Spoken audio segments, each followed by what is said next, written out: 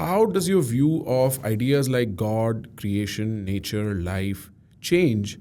And I don't mean just in the context of what you're doing at Colossal. I feel like just in the context of where we are at, the precipice we are at with humanity, is we're bending things we didn't think were previously possible. Yeah. But I These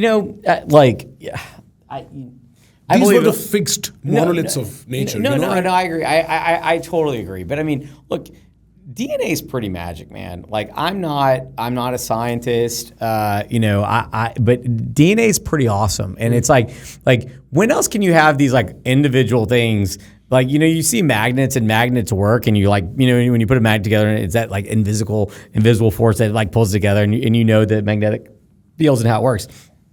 But DNA is different. You put these letters together, and it gives life, and it gives rise to life. And it is almost spiritual at times. And what's crazy about it is, in the Jurassic Park, life finds a way.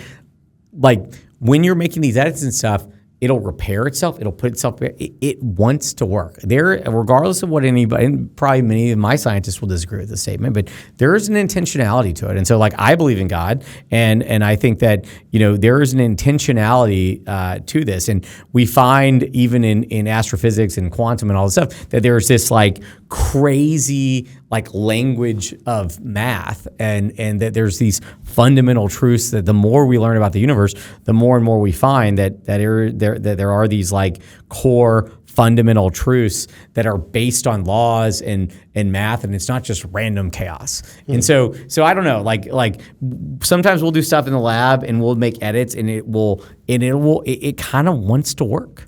I know that sounds crazy, but I mean, we've seen it. And it's like anybody that's done genome engineering, they'll tell you the science of how it all works. But like when you have these nucleotides and you cut them and you change them and whatnot, and then they come back together, you're like, that's kind of crazy. It just is. It just is. And everybody needs to. Everyone has their right, in my view, to figure out their view of how we as humans and nature relate to this crazy universe that we're in. But to me, it's pretty magical.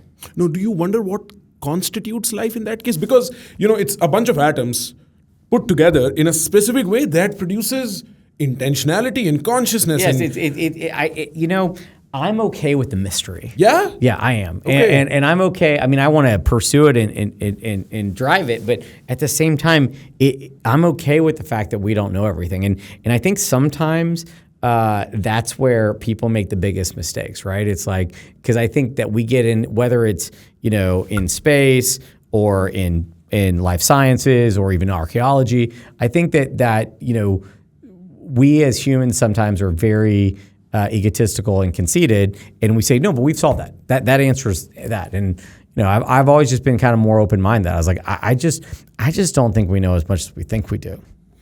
So. But this has been great. So Ben, I hope you've enjoyed this. No, this has been awesome. This is awesome. Thank you for making the trip and talking, and this has been awesome. And I've had so much fun. It's just exactly how I thought it would be, in the sense that none of my questions are answered. My curiosity is bigger than ever. I'm so excited about what you guys are building.